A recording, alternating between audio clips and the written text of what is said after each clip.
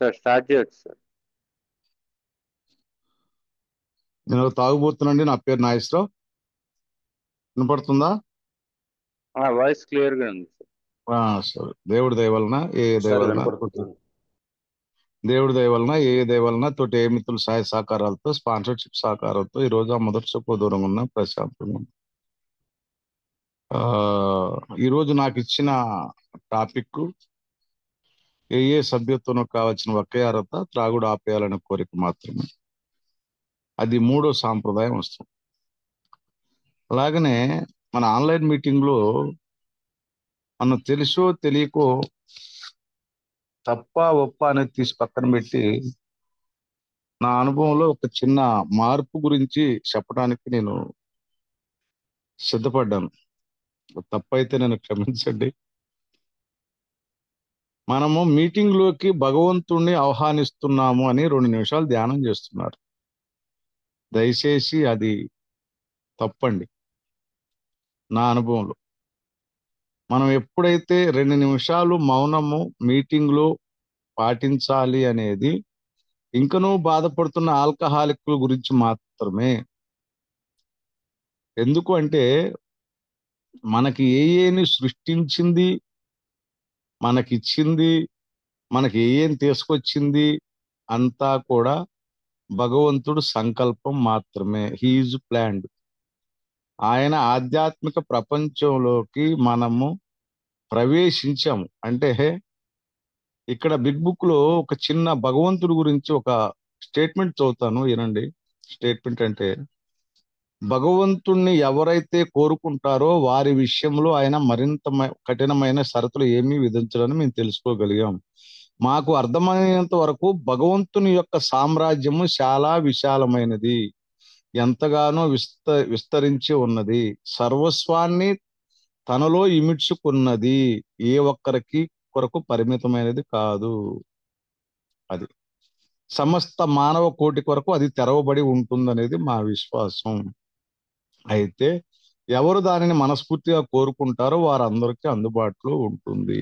అంటే మనకి భగవంతుడు నిరంతరం మనకి 24 గంటల ప్రోగ్రాం ద్వారా మనం మన యొక్క తాగుడు సమస్య నుంచి బయట ఉంచుతూ మన జీవితాలని జీవించటానికి సహాయం చేస్తూ నిరంతరం మనలో ఉంటూ మనతో ఉంటూ ఈ విశ్వం మొత్తం ఆవరించి ఉంటూ సహాయం చేస్తూనే ఉంటాడు. అది 24 గంటలు ఆయన పని చేస్తూనే ఉంటాడు. అంటే మనము ఆయనలో ఉన్నాం. ఆయనే మనం తాగుతుంటే రోడ్డు మీద ఉంటే తీసుకొచ్చి ఈ ప్రపంచంలో వేశాడు. సో దేవుడి గురించి మనము పెద్దగా తాపాత్రయపడాల్సిన అవసరం లేదు. కానీ భగవంతుడు మన నుంచి కోరుకునేది ఒకటే, నువ్వు బాగుండు, నువ్వు ఇంకా బాగుండాలి అంటే, నువ్వు పొందినది అభివృద్ధి పరుచుకోవాలి అంటే, ఇంకా నువ్వు బాధపడుతున్న ఆల్కహాలికుల కోసం నువ్వు నిరంతరం తప్పిస్తూ ఉండు. నీ గురించి నేను పట్టించుకుంటున్నాను, నువ్వు ఇంకొకటి గురించి పట్టించుకో, నాలో లోపం ఉండదు. వాడు తాగుతూ రోడ్డు మీద బాధపడుతున్నాడు సహాయం కోసం, వాడి కళ్ళి చూడు, నేను నిన్ను చూస్తూనే ఉన్నాను, చూస్తూనే ఉంటాను, ఇన్నాళ్ళబడి చూస్తూనే ఉన్నాను. అది మరి దీన్ని బట్టి మనము మీటింగ్ లోకి దేవుడిని మనం ఆహ్వానించాల్సిన అవసరం లేదు. ప్లస్ మనము 2 నిమిషాలు ఇంకనూ బాధపడుతున్న ఆల్కహాలిక్లకు మేము ఎలా చేరుకోవాలి, లేదా మా సందేశాన్ని ఎలా అందించాలి, మేము ఏ విధంగా సహాయపడగలము దేవుడా అని ప్రార్థించడానికి 2 నిమిషాలు మౌనం పాటించండి. ఇది నేను సజెస్ట్ చేస్తున్నాను, నా అనుభవం చెప్తున్నాను. అంతకు మించి దయచేసి ఎవరు కూడా నా యొక్క షేరింగ్ ని, నా ఎక్స్పీరియన్స్ ని తప్పు పట్టవద్దు. తప్పు పడితే దానికి నేను చేయగలిగేది ఏమీ లేదు. నా అనుభవం చెప్పే హక్కు నాకుంది, దాన్ని నేను సద్వినియోగం చేసుకున్నా. అందుకని ప్రతిరోజు ఇంకా నువ్వు బాధపడేవాడికి నేను ఏ విధంగా సహాయం చేయాలి అని మాత్రమే మౌనంగా పాటించండి అనేది నా సజెషన్. మీరు ఎలా తీసుకున్నా నాకు అభ్యంతరం లేదు. పాత రూట్లో వెళ్ళినా మాకు అభ్యంతరం లేదు. కొత్తగా నేను చెప్పిన దాన్ని మీరు ఎలా ఇంప్లిమెంట్ చేసుకున్నా నాకు అభ్యంతరం లేదు. సో ఈరోజు టాపిక్ వచ్చేసి మూడో సాంప్రదాయం. ఈ మూడో సాంప్రదాయం అనేది ఏఏ అనేది చాలా కష్టాలు పడి మూడో సాంప్రదాయంలో ఎటువంటి అర్హతకి, తాగుబోతుకి ఈ అర్హత ఉండాలి, ఓన్లీ తాగుడుతోటే ముడిపడి ఉండాలి, తాగుడుతోటే వాడి సమస్యలు సృష్టించుకొని ఉండాలి, అంతకు మించి వేరే సమస్యలు ఉండేవాడిని వీళ్ళకి ఏయోలోకి రానిస్తే మాకు ప్రాబ్లమ్స్ వస్తాయని చాలా మంది అభిప్రాయపడ్డారు. సో ఈ అభిప్రాయపడ్డప్పుడు ఏఏలోకి ఎవరిని రానివ్వచ్చు, ఎవరిని రానియకూడదు అని చెప్పేసి మన వాళ్ళు దీనిని సభ్యతకు కావాల్సిన అర్హతలు ఏంటి అని ఇతర గ్రూపులను అడిగినప్పుడు ఆ గ్రూపులలో రకరకాలుగా రాశారు. దేశదిమ్మరులు రాకూడదు, సెక్స్ ప్రాబ్లం ఉన్నవాళ్ళు రాకూడదు, గ్యామ్లర్స్ రాకూడదు, పోతే చీటర్స్ రాకూడదు, లేడీస్ రాకూడదు, ఇలా రకరకాలుగా. అయితే చివరకు వచ్చేసి దాన్ని అవన్నీ కూడా పెడితే బిల్లు గారికి, బాబు గారికి కూడా ఏఏలో ఉండే అర్హత లేదు. అది నా విషయానికి వస్తే నేను ఏఏకి వచ్చినప్పుడు నాకు ఆల్కహాలు, డ్రగ్స్, వ్యభిచార సమస్యలు, 4 స్మోకింగ్ సమస్య, 5 గుట్కా సమస్యలు ఉన్నాయి. సో మరి ఏ కోణంలో నేను రిహాబ్లో ఉన్నప్పుడు నేను షేరింగ్ చేస్తూ ఉంటే రిహాబ్ ఓనర్ అన్నాడు, నాగేశ్వరరావా, నేను చాలా మందిని చూశాను, తాగుబోతుల్ని చాలా మంది రిహాబ్లో చూశాను, కానీ నీలాంటి దిగజారిపోయిన వ్యక్తి బాగుపడడు, నేను రాసిస్తాను, బాగుపడవు, ఇంత చెడిపోయిన వాళ్ళు బాగుపడరు, ఇన్ని చెడు అలవాట్లు, ఇన్ని చెడు లక్షణాలు, ఇన్ని రకాల డ్రగ్స్ తాగిన వాళ్ళు, ఇన్ని ఎదవ పనులు చేసిన వాళ్ళు, ఇంత తప్పుడు పని చేసిన వాళ్ళు బాగుపడరు అన్నాడు. సో అలాగనే నా తోటి పేషెంట్లు కూడా, అన్న ఇన్ని చెత్త పనులు చేసావు, ఇన్ని ఎదవ పనులు చేసావు, ఇన్ని రకాల డ్రగ్స్ తాగావు, అసలు ఎలా బ్రతుకున్నావు అన్నా అని వాళ్ళు అడిగారు. సో అంటే మరి నేను ఏ రకంగా ఏ సభ్యత్వమునకు అర్హుణ్ణి, ఏదైనా ఒక రూలు పెడితే అది. మరి ఇంకా ఉన్నాయి, చీటింగు, దొంగతనాలు, మోసాలు, ఇంకా నా జీవితంలో చాలా ఉన్నాయి. మరి ఇవన్నిటిలో ఏ ఒక్కటి అర్హత పెడితే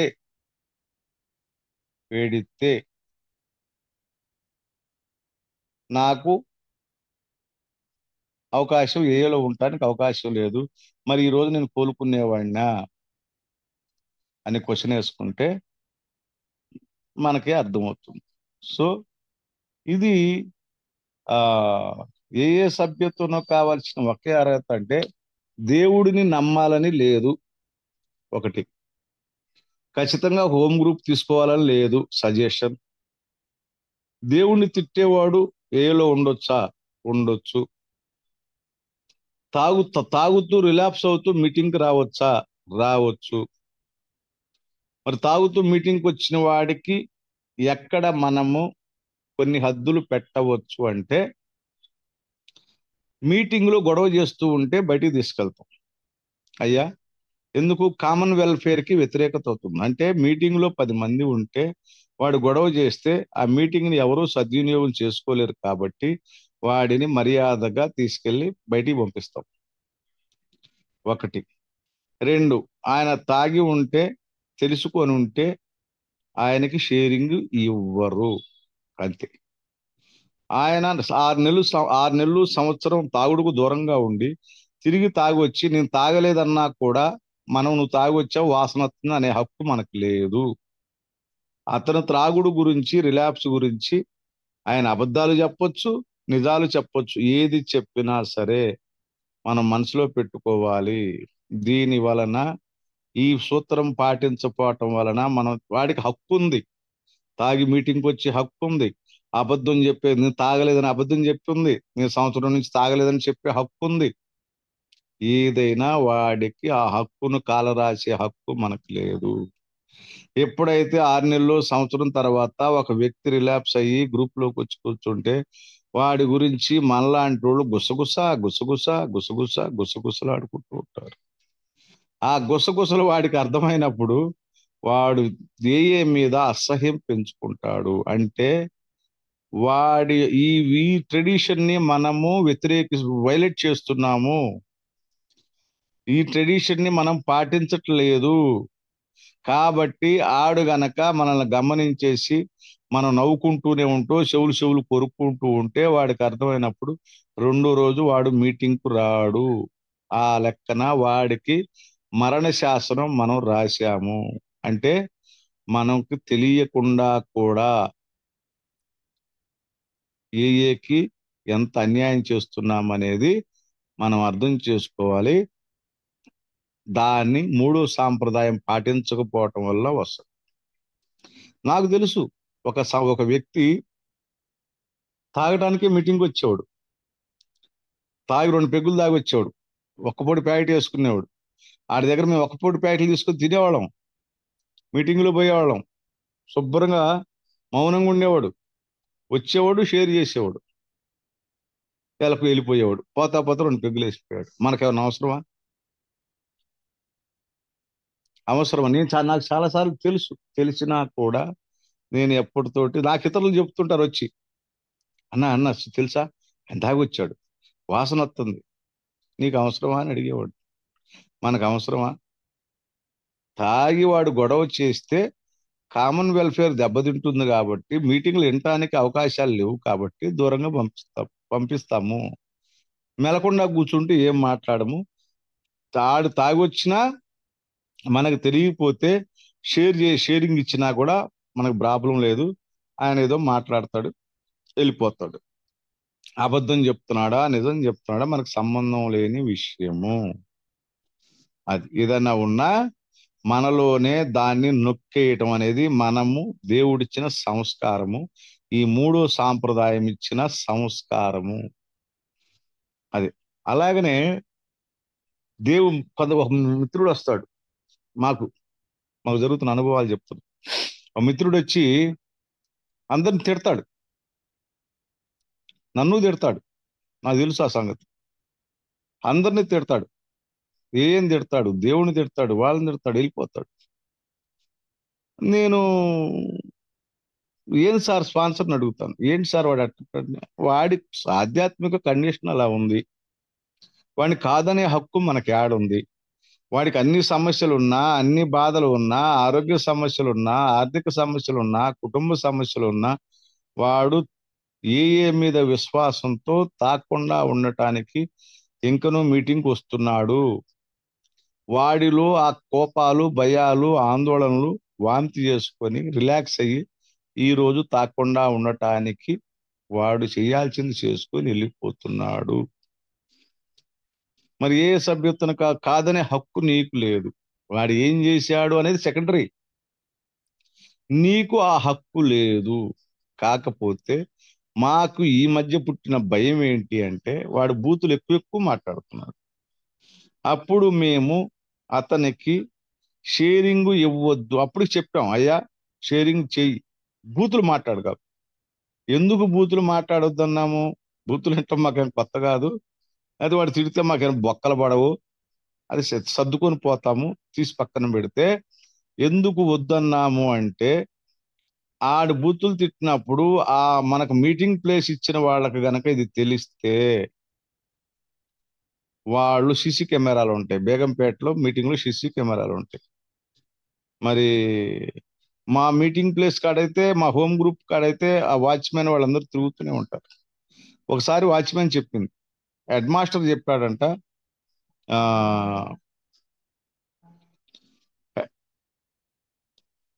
హెడ్ మాస్టర్ చెప్పాడంట, వాళ్ళు ఏం మాట్లాడుకుంటున్నారో ఒకసారి స్టడీ చెయ్యి, మాకు ఏదన్నా ఉంటే ఇన్ఫర్మేషన్ ఇవ్వు అని చెప్పాడంట. అంటే మరి ఆ వాచ్మెన్ అలా వెళ్తున్నప్పుడు చూస్తే ఇతను బూతులు మాట్లాడితే ఇది పోయి ఆ వాచ్మెన్ వాళ్ళ కంప్లైంట్ ఇస్తే మా హోమ్ గ్రూప్ ని తీసేస్తారు.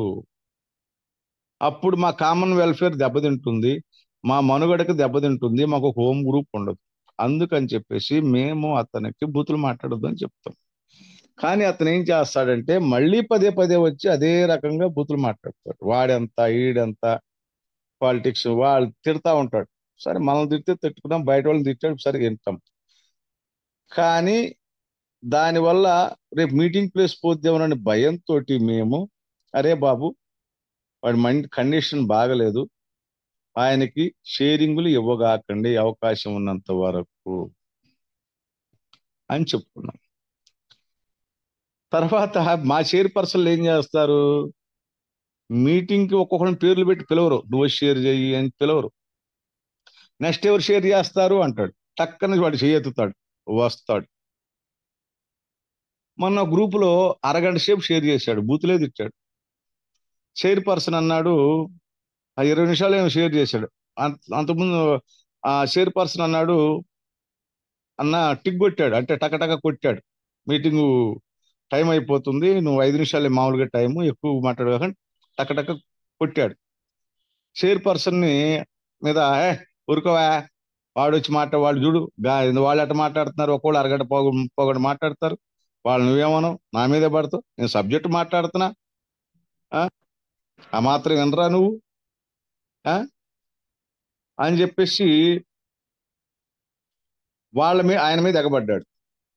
సరే నేనేం చేశాను, నాకు ఒకసారిగా కోపం వచ్చింది. తర్వాత ఆలోచన ఏమొచ్చింది, నాగేశ్వరరావు ఈ హోమ్ గ్రూప్ నీది కాదు, ఈ గ్రూప్ హోమ్ గ్రూప్ మెంబర్స్ ఉన్నారు, చైర్పర్సన్ ఉన్నాడు, వాళ్ళ హోమ్ గ్రూప్ మెంబర్స్ ఉన్నారు, వాళ్ళ వ్యక్తిగత వ్యవహారము, వాళ్ళ గ్రూప్ స్వయం ప్రతిపత్తి కలిగి ఉంది, వాళ్ళ గ్రూప్ లో ఏం జరిగినా కూడా వాళ్ళకి హక్కులు ఉన్నాయి కానీ నీకు హక్కులు లేవు. ఆ విధంగా అతని యొక్క ప్రవర్తన మీద చాలా సార్లు నేను నా గొంతు నొక్కొని నేను ఆడ కాంట్రవర్సీ క్రియేట్ చేయకుండా వచ్చాను. అదే గనక అతను మాట్లాడుతున్నాడని చెప్పేసి నేను రివర్స్ అయితే, ఏందిరా వాళ్ళని తిడతావు నన్ను తిడతావు అని చెప్పేసి గట్టిగా మాట్లాడితే ఇద్దరికి తగాత అయితే 2-3 సార్లు తగాతలు కూడా అయినాయి. తగాతలు మీ సర్దేసి తప్పు ప్రియాంబుల్లో క్లియర్ గా రాసి ఉంటుంది, మనం ఏ విషయాన్ని సమర్థించము వ్యతిరేకించము, మన ప్రధాన లక్ష్యం మనం సోబర్గా ఉండటం, ఇతరుల సోబరైటీని సాధించడానికి సహాయపడటం. ఆ విధంగా ఆ వ్యక్తి షేరింగ్ చేస్తూ ఉంటే ఇతరులు ఆయన మీద తగాద పెట్టుకుంటే నేను ఎవరిని సమర్థించకుండా వ్యతిరేకించకుండా అక్కడ సమస్య సాల్వ్ అయ్యేటట్టు నేను ప్రయత్నించాను. ఇది నా కామన్ వెల్ఫేర్ మొదటి సాంప్రదాయంలో నేను నేర్చుకుంది. అదే సాంప్రదాయాన్ని 3వ సోపానంలో కూడా ఈ మిస్అండర్స్టాండింగ్ ఉండటం వల్ల మరి వాడి మెంటల్ కండిషన్ బాగలేదు, ఇక్కడేమో తిడుతున్నాడని ఇలా భయము, గ్రూప్ మీటింగ్ పోద్దని నాకు భయము, 2 పక్కల న్యాయం ఉంది. న్యాయం అన్యాయాలు తీసి పక్కన పెడితే ఇక్కడ న్యాయం అన్యాయం గురించి కాదు ఇక్కడ సబ్జెక్టు, మన ప్రోగ్రాం సావు బతుకుల మధ్య సమస్య. మనం వాడికి హక్కు ఇచ్చున్నాం, మనం ఆ హక్కు వాళ్ళకి ఇచ్చి ఉన్నాం, మరి ఆ హక్కును కాదు అని కాలరాసి హక్కు మనకు ఎవరిచ్చారు, మనము ఎవరమే. సో ఇది ఈ యొక్క మొదటి సాంప్రదాయంలో మనము నేర్చుకోవాల్సింది. అలాగనే ఏఏకి కొంతమంది మీటింగ్కి వచ్చి I'm an addict, my name is X అని చెప్తారు. మరి వాళ్ళకి ఏఏలో కొనసాగే హక్కు ఉందా? ఉంది. కాకపోతే వాళ్ళు బాధ్యతలు నిర్వహించే హక్కు ఉండదు.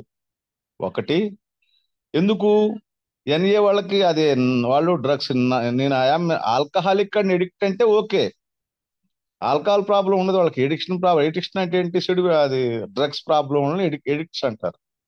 వాళ్ళ నార్కోటిక్స్ అనానిమస్ లో వాళ్ళు admitted we are powerless our addiction అంటారు. అంటే నా యొక్క ఎడిక్షన్ ముందు నేను శక్తిహీనుండి అంటారు. మనం ఏంది మన పవర్లెస్ బిఫోర్ ఆల్కహాల్ అంటాం. కొంతమంది వచ్చిన వాళ్ళు మేము ఆల్కహాల్ ముందు శక్తులను ఒప్పుకున్నాము మరియు మా ఐఎమ్ ఆల్కహాలిక్ అంటారు. కొంతమంది ఏం చేస్తారు, ఐఎమ్ ఆల్కహాలిక్ అండ్ ఎడిక్ట్ అంటారు. సో ఆ ఎడిక్ట్లకి ఏం చేస్తారంటే మీటింగ్ టైంలో మొట్టమొదటగా షేరింగ్ వాళ్ళకి ఇయ్యరు. ఓన్లీ ఎడిక్ట్ అనే వాళ్ళకి. ఎందుకు ఇవ్వరంటే ఆల్కహాలిక్స్ అనానిమస్ లో ఫస్ట్ ప్రయారిటీ ఎవరికంటే ఆల్కహాలిక్స్ కే షేరింగ్ ఇస్తారు. లాస్ట్ లో బర్నింగ్ డిజైర్ లో కానీ అతను షేర్ చేసుకోవచ్చు, లేదా ఇంకా టైం ఉంటే వాళ్ళకి షేరింగ్ చేసుకునే అవకాశం మనం కల్పిస్తాము. ఇంతే. ఇది సింపుల్ గా మనకి ప్రమాదం లేదు, మన వల్ల వాళ్ళకి మన వల్ల వాళ్ళకి రూల్స్ అండ్ రెగ్యులేషన్స్ లేవు, వాళ్ళ వల్ల మనకి ప్రమాదం లేదు. సో ఈ విధమైన ఇది ఈ సాంప్రదాయము ఆ ఎక్కడి నుంచి పుట్టింది అంటే ఇది వాషింగ్టనియన్స్ గ్రూపు, ఆక్స్ఫర్డ్ గ్రూపుల నుంచి మనకి ఎదురైన ఆ రెండు కూడా అవి కొనసాగుతూ కొనసాగుతూ మధ్యలో ఎత్తివేయబడ్డాయి. వాషింగ్టనియన్ గ్రూప్ ఒకటి, ఆక్స్ఫర్డ్ గ్రూప్ ఒకటి. సో ఆక్స్ఫర్డ్ గ్రూప్ కొనసాగిందట, ఇంకా కొన్నాళ్ళు కొనసాగింది, ఇప్పుడు కూడా కొద్దిగా ఉంది. అయితే దానికి దీని మీద ఎడిక్ట్స్ కానీ ఆల్కహాలిక్స్ కానీ కోలుకునే అవకాశాలు తక్కువ. ఎందుకంటే మనం ఆల్రెడీ 1935 నుంచి బాగా మనము ప్రపంచవ్యాప్తంగా 190 దేశాలకు ఈ రోజు విస్తరించి ఉన్నాం మనం. కాబట్టి అక్కడ యొక్క సూత్రాలను 6 సూత్రాలను తీసుకొచ్చి 12 సోపానాలుగా మనం మలుచుకున్నాం. అలాగనే అప్పుడు జరిగిన ప్రభావాల వలన మనము కొన్ని పాఠాలు నేర్చుకొని ఈ నేర్చుకున్న విషయాల నుంచి కోలుకోవటానికి సోపానాలు మనము సృష్టించుకున్నాము. దేవుడు దయాది బిల్లు గారు సృష్టించారు ఆక్స్ఫర్డ్ నుంచి వచ్చిన 6 సూత్రాల ఆధారంగా. బిగ్ బుక్ లో రాసి ఉంటుంది. అది మొదటి మొదటి పీఠిక తర్వాత మొదటి ముద్రణకు ముందు మాట, రెండో ముద్రణకు ముందు మాట, వాటిలో క్లియర్ గా రాసి ఉంటుంది. ఆక్స్ఫర్డ్ నుంచి వచ్చిన అన్ని సూత్రాలతోటి బాబు గారు ఏకీభవించకపోయినప్పటికీ కొన్ని విషయాలను పరిగణలోకి తీసుకోవాల్సి వచ్చింది. ఈ 6 సూత్రాలు, ఆ 6 సూత్రాలు 12గా మనకు డెవలప్ అయినప్పుడు మనము స్వేచ్ఛ అంటే తాగుడు నుంచి మా అసహనం, చికాకు, అసంతృప్తి నుంచి విడుదలయ్యాము. దాని తర్వాత కాలక్రమంలో గ్రూపులు పెరుగుతూ ఉంటే ఈ గ్రూపులు మళ్ళీ ఎక్కడ ఈ విభేదాలు, కులాలు, మతాలు, ప్రాంతాలు, రంగు, వాడు నల్లోడు, ఈడు తెల్లోడు, వాడు లేనోడు, ఈడు ఉండోడు, ఆ ఈడు ఆ ప్రాంతపోడు, ఈడీ ప్రాంతపోడు, ఇవన్నీ వస్తాయి అని చెప్పేసి వీటన్నిటిని మళ్ళీ ఎక్కడ నట్టేట ముంచుతారో అని బిల్లు గారు భయపడ్డప్పుడు ఆ భయంలో నుంచి పుట్టినయే సాంప్రదాయాలు. ఈ సాంప్రదాయాలు 1950 ఆ టైంలో ఒక అంతర్జాతీయ సదస్సులో ఒక ఏకాభిప్రాయం, అందరూ కూడా దీన్ని ఆమోదించారు, వీటిని పరిగణలోకి తీసుకున్నారు. అప్పటి నుంచి కూడా ఈ రోజు వరకు ప్రపంచవ్యాప్తంగా ఆల్కహాలిక్స్ అనానిమస్ యొక్క ఉనికిని కదిలిద్దామని కొంతమంది అపర మేధావులు, కొన్ని సంస్థలు, ఎంతో మంది తెలివిగల లాయర్లు, పోతే వ్యాపారవేత్తలు కదిలిద్దామని చూశారు. కానీ కూడా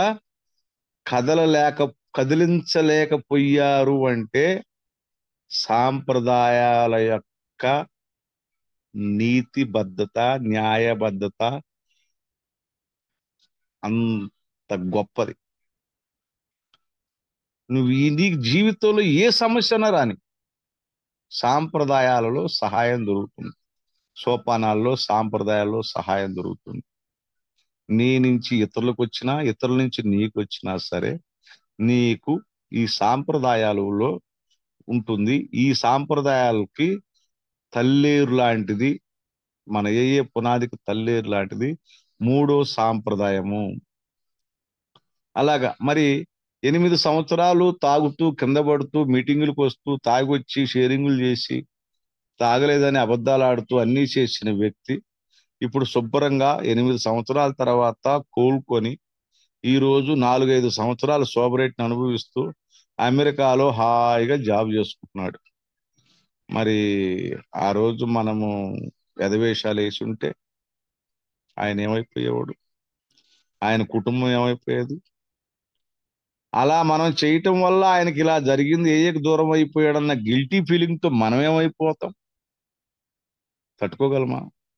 అది ఇది మనకి అవగాహనలో లేకపోవటం వల్ల మనము దీనిని దీనిని అర్థం చేసుకోలేకపోవటం వలన మన గ్రూపుల యొక్క అభివృద్ధిలో చాలా వెనకబడి ఉన్నాం. గ్రూపులు గ్రూపుకు వచ్చే మెంబర్స్ ని నిలబెట్టుకోలేకపోవటం వల్ల మనము అట్రాక్షన్ రాదర్ దన్ ప్రమోషన్ అంటారు. మనం ఏదైతే రూల్స్ రెగ్యులేషన్స్ పెడతామో అక్కడే ఒక వ్యక్తికి మరణ శాసనం మనం విధించాము. ఆ హక్కు మనకు లేదు, ఆ హక్కును మనం వదులుకోవాలి. దాన్నే ఆత్మత్యాగం అంటారు. వాడు ఎలా ఉన్నా వాడికి ఆ దేవుడు అనేవాడు మనల్ని ఆ గ్రూపులోకి దేవుడు తీసుకొచ్చాడు. ఏను సృష్టించింది దేవుడు. రెండో సాంప్రదాయం చూసుకోండి. అంతఃకరణ ద్వారా దేవుడు ఉంటాడు. ఏ గ్రూప్ ఆ ఏ గ్రూపు అంతఃకరణ ద్వారా వ్యక్తపరుచుకొను ప్రేమామూర్తి అగు ఆ దేవుడు మాత్రమే. ఆ దేవుడు మాత్రమే, మనం ఎవరం కాదండి, గుర్తుపెట్టుకోండి. నమ్మకమైన సేవకులు మాత్రమే, పరిపాలించు వారిమి కాము. నాయకుడు అంటే సేవ చేసేవాళ్ళలాగా ఉండాలి, పరిపాలించేవాడు కాదు. అంటే ఇత్తరాకులు ఎత్తేరా జనాభా లెక్కలేగా అంటుంటారు తెలుగులో సామెత. అది ఆ జనాభా లెక్క మనకొద్దు. ఇత్తరాకులు ఎత్తేద్దాం, వచ్చిన వాడికి నమ్మకంగా సేవ చేద్దాం, అంతే. ఏం చేద్దాం సేవ? వచ్చిన వాడికి మన బ్రతుకు అనే పుస్తకాన్ని తెరిచి ముందు పెడతాం, ఓపెన్ గా షేర్ చేస్తాం. ఎలా తాగాను, ఎలా బాధపడ్డాను, ఆపటానికి ఎలా ప్రయత్నించాను, ఎందుకు ఆపలేకపోయాను, ఏకి ఎలా వచ్చాను, ఎలా ఆపాను, ఇప్పుడు ఎలా ఉంది, తర్వాత స్పాన్సర్ని తీసుకున్నాను, స్పాన్సర్ని తీసుకోవడం వల్ల స్టెప్స్ వేయడం వల్ల మనశ్శాంతి ఎక్కడొచ్చింది, కొంచెం రిలేషన్షిప్ ఎలా దెబ్బతిన్నాయి, ఇప్పుడు ఎలా కోలుకున్నాను, భార్యతో ఎలా సఖ్యతగా ఉంటున్నాను. ఇవి మాత్రమే అట్రాక్షన్ రాదర్ దన్ ప్రమోషన్ అంటారు. We need always maintain anonymity the level of press, radio and films. అది బయట ఏయోలో కాదు. అలాగనే వచ్చిన వాడికి ఎనానిమిటీ యొక్క గుప్తత కూడా మనం కల్పించాలి. అది కూడా 3వ సాంప్రదాయానికి 12వ సాంప్రదాయానికి లింక్ అయి ఉంటుంది. అలాగనే ఈ 12 సాంప్రదాయాలు ఏ సాంప్రదాయానికి ఇంకో సాంప్రదాయానికి ఎటువంటి వివాదం లేదు, అన్నిటికీ మధ్యలో సఖ్యత ఉంది. నువ్వు ఏ సాంప్రదాయం నుంచి పాటిస్తూ పోతున్నా కూడా ఆ సాంప్రదాయంలో నీకు ఎదురయ్యే సమస్యలు పరిష్కారము అదే సాంప్రదాయంలో దొరుకుతుంది, లేదా దానికి వేరే సాంప్రదాయాల్లో దొరుకుతుంది. కొత్త సమస్య రాదు, పాత సమస్యకి పరిష్కారం దొరుకుతుంది. ఎందుకంటే వాటిని నేను ఈ రోజు అనుభవిస్తున్నా పొందుతున్నా. సాంప్రదాయాలు పాటిస్తే మనకు ఎవరితో న్యూసెన్స్ ఉండదు, ఎవరితోటి మనకు న్యూసెన్స్ ఉండదు. మన వల్ల వచ్చినా సరే సరిదిద్దుకోవటానికి మళ్ళీ స్టెప్స్ ఉన్నాయి, మళ్ళీ సాంప్రదాయాలు ఉన్నాయి. ఇవి గ్రూపులకు ప్రతిపాదించారు. గ్రూపులో మనం ఏదైతే నేర్చుకున్నామో ఆ కామన్ వెల్ఫేర్, గ్రూపులో నలుగురు ఎలా ఉన్నారో ఆ ఇంట్లో ఆ నలుగురితో కూడా మనం పాటిస్తాం. ఆ ముగ్గురు పాటించవచ్చు, పాటించకపోవచ్చు, నేను పాటిస్తాను. అది అప్లై జరుగుతుంది. నాకు వాళ్ళ వల్ల ప్రాబ్లం రాదు, వాళ్ళ వల్ల నాకు ప్రాబ్లం రాదు. వచ్చినా ఇవి సరి చేసుకుంటూ పోతాయి. సో ఇది ఏ సభ్యత్వంకు కావలసిన ఒకే అర్హత త్రాగుడు ఆపాలన్న కోరిక మాత్రమే. ఎవరైనా సభ్యుడు వచ్చి ఫస్ట్ మీటింగ్కు వచ్చిన వాడు నాకు సమస్య ఉందని చెప్పడు. ఏమండి ఫస్ట్ మీటింగా సార్? అవును. ఆల్కహాల్ ప్రాబ్లం ఉందా? ఏమో సార్, ఉందో లేదో తెలియదు, తాగుతాను, తెలుసుకోవటానికి వచ్చినా. ఓకే, నువ్వు తాగుబోతువా కాదా అని నిర్ధారించే హక్కు మాకు లేదు. ఇదిగో 20 క్వశ్చన్స్ పాంప్లెట్.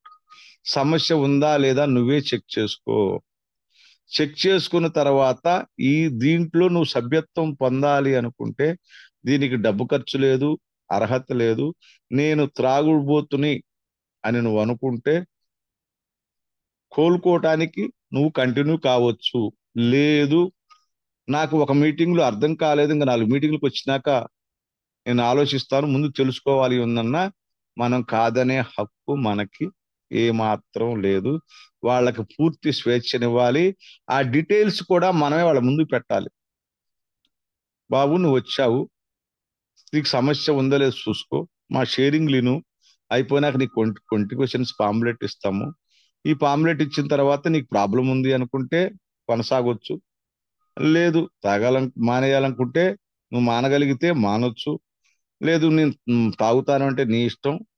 నువ్వు వద్దనుకున్నా మాకేం హక్కు లేదు. నువ్వు ఎలా నచ్చితే అలాగా నీ పట్ల నువ్వు నిర్ణయం తీసుకునే హక్కు నీకుంది నాయన. మేమెవరమే నిన్ను శాసించే హక్కు గాని, ఇది ఇలా చెయ్యి అలా చెయ్యనే ఇది ఇలా చెయ్యి అలా చెయ్యి అనే హక్కు కానీ మాకు లేదు అని మనము పూర్తి స్వేచ్ఛని ఇవ్వాలి. స్వయం ప్రతిపత్తిని కలిగించాలి.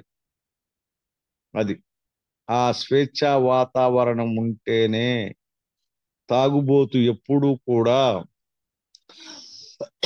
అసహనం, చికాకు అనే గుప్పెట్లో చిక్కుకొని ఆల్కహాల్ తో బయటపడటానికి, మళ్ళీ ఆల్కహాల్ సమస్యలు బయటపడుతూ ఆల్కహాల్ ను వాడుకొని అసహనం, చికాకు నుంచి బయటపడటానికి ప్రయత్నిస్తూ మళ్ళీ ఆల్కహాల్ తో కొత్త సమస్యల్లోకి ఇరక్కపోతున్న ఒక నిరంతరం ఓటమిని అంగీకరించి తాగలేక, ఆపలేక, బతకలేక, సావలేక, ఇంట్లో ఉండలేక, ఇంటికి పోకపోతే ఒక సమస్య, ఇలాంటివన్నీ తడబడుతున్న ఒక వ్యక్తికి ఆధ్యాత్మిక ప్రపంచంలోకి స్వాగతం పలకటానికి మనము ఎటువంటి రిస్ట్రిక్షన్స్ పెట్టే హక్కు మనము కోల్పోవాలి. ఆ హక్కును కోల్పోయిన వ్యక్తే స్వేచ్ఛాజీవిగా ఏలో బతుకుతాడు, 10 మందిని బ్రతకనిస్తాడు. లేదా వాడు గ్రూపుల మీద పెత్తనం చేస్తూ ఉంటాడు, అది ఇదని మాట్లాడుతూ ఉంటాడు, రూల్స్ రెగ్యులేషన్స్ పెడుతుంటాడు. దానికి ఎవరు సహకరించరు, వాడిని ఎవడు లెక్క చేయడు. 2, వాడందరిని ఏడిపిస్తుంటాడు, వాళ్ళని ఏడిపిస్తూ ఉంటాడు, వాడు ఏడుస్తూ ఉంటాడు. ఇదే దరిద్రం తీసుకెళ్లి ఇంటి మీద రుద్దుతాడు, వృత్తిలో రుద్దుతాడు, వాడు తిరిగి తాగుతాడు. అది ఈ సాంప్రదాయాన్ని మనము సాధన చేయటానికి మన యొక్క ఆత్మత్యాగం, మన అహంకారం, మన మేధాశక్తి, మన తెలివితేటలు, మన ఇగోని పూర్తిగా డిఫ్లేషన్ చేసి కామనాలిటీని కామన్ మ్యాన్ గా క్లెయిమ్ చేసుకునే అదృష్టం ఈ సాంప్రదాయం నుంచి మనం పొందుతాము. ఆ విధంగా స్వేచ్ఛా వాయువులు మనం పీల్చుకుంటాము, మనం బ్రతుకుతాము, ఇతరులను బ్రతకనిస్తాం. ఇది ఓకేనండి నా ఎక్స్పీరియన్స్. Thank you.